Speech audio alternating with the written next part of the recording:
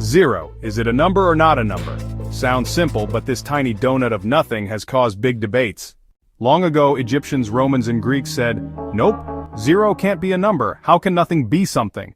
But in ancient India, scholars decided, why not? They gave nothing a symbol, a dot, and boom, zero was born. Europe wasn't impressed. Some thought zero was suspicious, even dangerous. In fact, in 1200s, Florence, zero was banned, like it was a criminal number. Today, mathematicians say yes, zero is a number, it's an integer, it's the center of the number line, and it makes math possible. Fun fact, zero is the only number you can't divide by. It breaks math. And in computers, zero is a superstar. Without it, no internet, no smartphones, no TikTok. So, is zero a number or not? Well, it's the ultimate plot twist. It's both nothing and everything.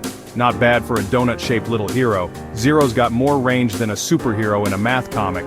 Give it up for Zero, the MVP of nothingness.